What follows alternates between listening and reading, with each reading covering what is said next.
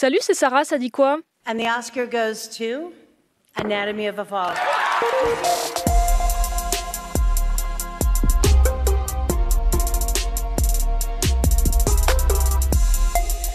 Un Oscar pour un film français. Ce n'est pas la première fois, mais ce n'est pas si fréquent.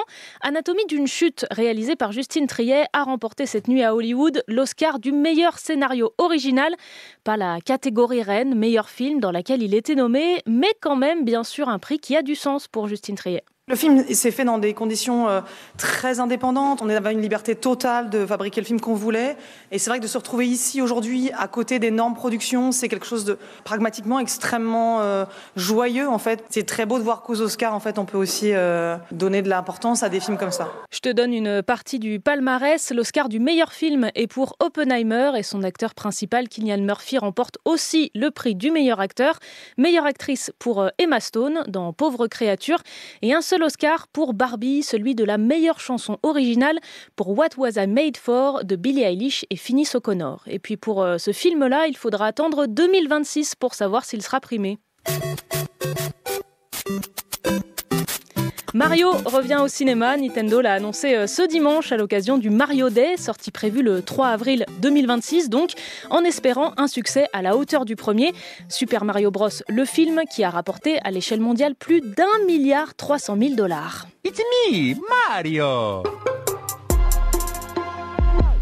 Ça fait des mois qu'on en parle en France. Faut-il, oui ou non, autoriser l'euthanasie?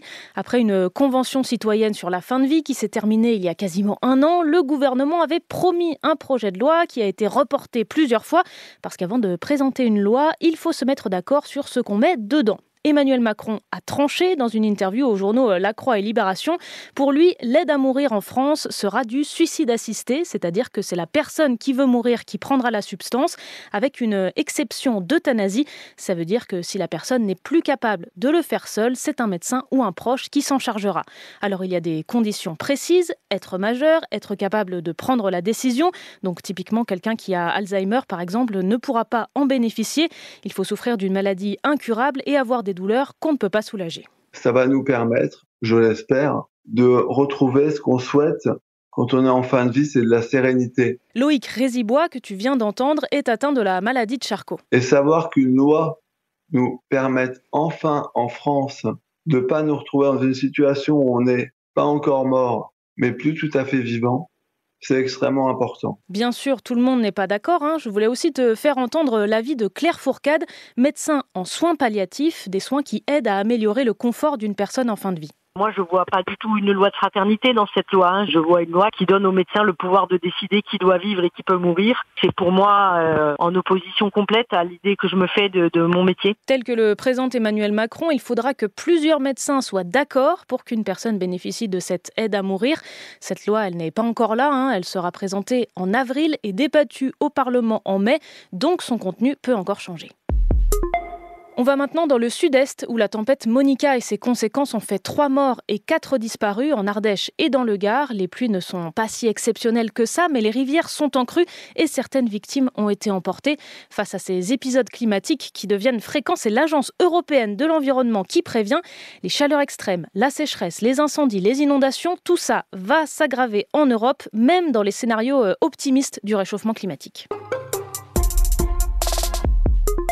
Bon, un peu soulagé ce week-end, non? On a enfin eu des nouvelles de Kate Middleton. Ah! Eh ben quand même, c'est pas dommage. La princesse de Galles, qui a été opérée récemment, a posté une photo avec ses enfants pour rassurer tout le monde, mais la photo a été retouchée et ça se voit, c'est même assez grossier. Hier soir, les agences de presse ont retiré le cliché de leur serveur, les médias ne peuvent plus le racheter. Que la photo soit retouchée, ça c'est plutôt habituel, mais qu'elle disparaisse ensuite, ça fait naître tout un paquet de rumeurs. Et comme le résume mon collègue Richard Place, correspondant de Radio France à Londres. Cette manipulation renforce l'impression que le palais veut cacher quelque chose. L'opération de communication tourne donc au fiasco. Bon, chocolatine ou pain au chocolat? Bon, je suis désolée, on va pas trancher le débat ce matin. Je voulais juste partager la nouvelle. Le champion du monde de pain au chocolat chocolatine est français. Il s'appelle Dimitri Bordon et lui dit chocolatine vu qu'il travaille près de Toulouse. Bon, vu que c'était l'épisode des prix, je te laisse avec l'Oscar de la meilleure chanson. C'était Sarah de France Info. Allez, ciao. Taking a drive.